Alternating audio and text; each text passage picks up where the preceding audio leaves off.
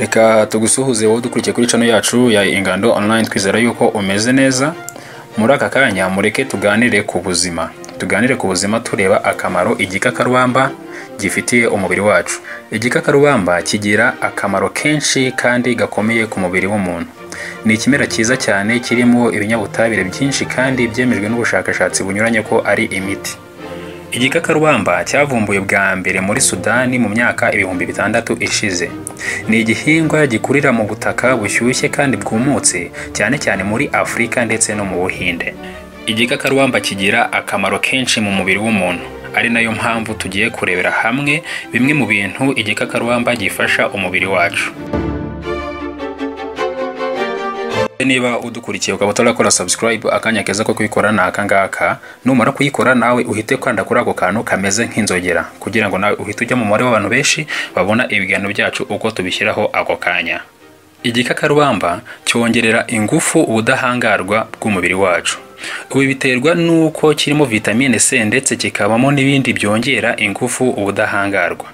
Igikakarubamba kandi kizwiho umumaro mwiza cyane wo gufasha urwungano ngogozi rwacu.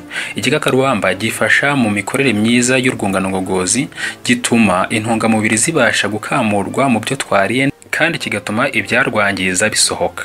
Si ibyo gusa kuko gifasha kurwanya, kugarura no kuribwa mu nda nyuma yo kurya, kandi kikarinda kuba wajya kuri toilette igihe ugiye kwiherera ukituma impatwe.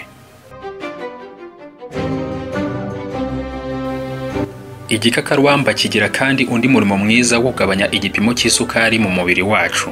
Igikakarubamba kiri mu bintu umurwayi wa diabete ategetswe gukoresha kenshi kuko kigabanya igipimo cy'isukari iri mu maraso, bigatuma icyo gipimo kijya ku rugero rukwiye. Igikakarubamba kigabanya cholesterol iba mu maraso. Kunywa igikakarubamba bisukura amaraso, bikavanamo urugimbu ndetse bikaringaniza isukari mu maraso. Igikakarubamba kandi kigira akamaro mu guha umutima w'umuntu imikorere myiza.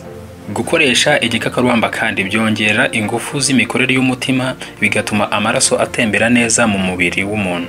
Gutembera neza kw'amaraso mu mubiri w'umuntu bigirira akamaro ubwonko ndetse no ku bindi bice by'umubiri, kuko umwuka wa oxygene duhumeka ugera neza mu mubiri kandi ku kigero gikwiye. Igikakarubamba nk'igihe gikoreshejwe neza gishobora kuvura kanseri. Ubushakashatsi bwatangajwe mu gitabo International Immunopharmacology mu 1995 bwerekanye ko mu gikakarubamba harimo polysaccharide zikora oxide de nitrate nyinshi cyane. Iyi ikaba izwiho guhangana na kanseri. Igikakarubamba kivura indwara z'uruhu. Kuri ubu usanga amavuta yo kwisiga amwe namwe arimo igikakarubamba, kuko uretse kuvura indwara z'uruhu usanga kinarinda uruhu kugaragaza ko rushaje. Gusa ni byiza kugikoresha ukinyweye kuko nabyo birinda uruhu rwawe. Igikakarubamba gituma imisatsi y'umuntu ikura neza. Iyo wisize amavuta arimo igikakarubamba bituma umusatsi wawe uba munini kandi udapfuka. Ibyo ngibyo ushobora kubikora ufata amavuta arimo igikakarubamba hanyuma ukayasiga neza aho umusatsi utangirira, mbese ku mizi y'imisatsi, kuko ibyo ngibyo ari byo birinda umusatsi kuba wapfuka. Kandi nanone hari na shampoo zitandukanye izi ngizi bakoresha boza mu mutwe zirinda imisatsi gupfuka. Igihe ugiye kuyigura ugomba kubanza kureba niba shampoo ugiye kugura yaba irimo yuko ivanzemo igikakarubamba. Igikakarubamba kandi kizwiho gukoreshwa igihe bavura rubagimpande. Igikakarubamba kizwiho kurwanya uburibwe no kubyimbirwa. Umutobe ukivamo iyo unyoye cyangwa ukawisiga ahababara hanabyimbye bifasha mu gutuma habyimbuka hakanakira vuba. Si ibyo gusa kuko ibyo ngibyo binavura kuribwa imikaya mu ngingo nko ku bikanu ndetse no mu bujana. Igikakarubamba nanone ushobora kugikoresha ushaka kwivura ikirungurira. Akenshi ntidufata ikirungurira nk'indwara, nyamara burya ni acide iba yabaye nyinshi mu gifu ikajya izamuka.